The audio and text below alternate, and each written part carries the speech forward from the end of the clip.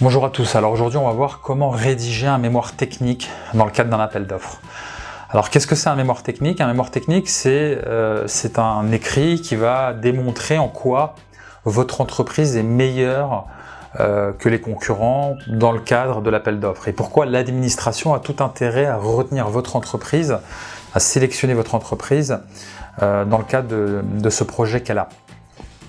Donc première chose à avoir à l'esprit en termes de recommandations, c'est que je vous invite à vous référer aux règles de Porter en matière stratégique, à la notion d'avantage compétitif. Donc il va falloir démontrer, prouver, je dis prouver, c'est-à-dire qu'il va falloir le démontrer à travers des chiffres pour que ce soit absolument incontestable, votre avantage compétitif par rapport à vos concurrents. En quoi vous êtes meilleur que les autres? Qu'est-ce que vous avez que vos concurrents n'ont pas?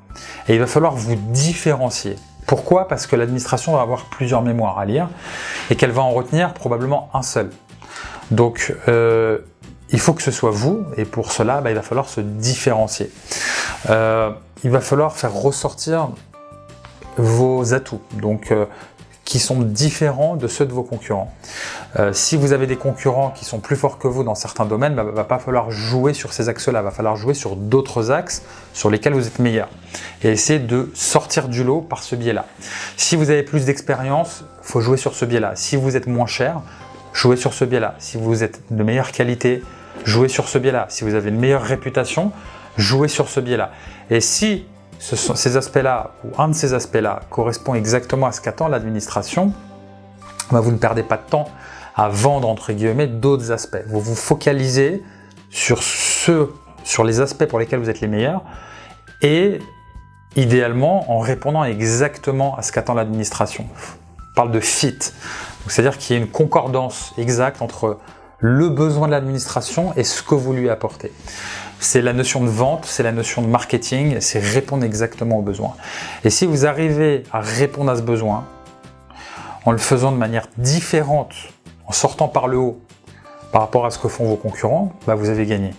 Et c'est ce que vous allez devoir démontrer dans votre mémoire technique, c'est démontrer justement vos facteurs clés de succès, mais pas n'importe lesquels, ceux qui correspondent exactement aux attentes de l'administration. Donc ça, c'est vraiment le deuxième conseil. Premier conseil, avantage compétitif, on se différencie de vos concurrents et ça doit ressortir clairement au sein du mémoire technique.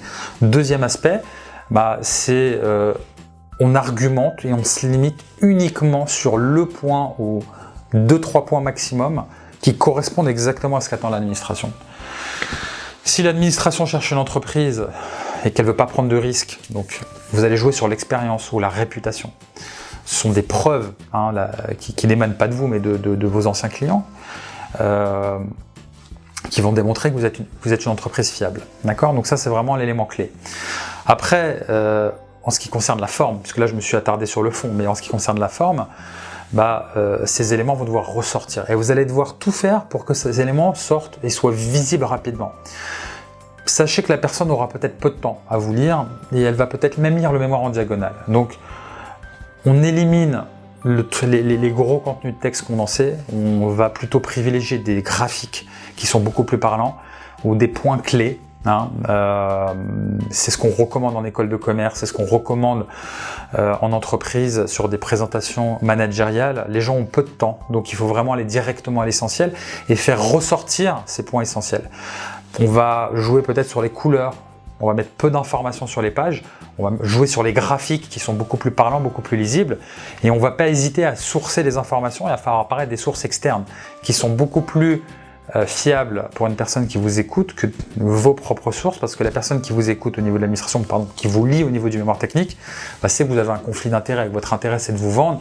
Donc si vous faites parler vos anciens clients ou si vous faites parler des preuves de votre capacité à répondre aux besoins, vous marquez des points avec une puissance incomparable par rapport à ce que vont présenter vos confrères au niveau des autres mémoires techniques. Voilà. J'espère que cette vidéo entre guillemets de coaching pour votre mémoire technique va vous aider dans la rédaction de ce type de mémoire et qu'elle vous permettra de gagner ces appels d'offres. Voilà. Bon courage pour la rédaction de votre mémoire technique.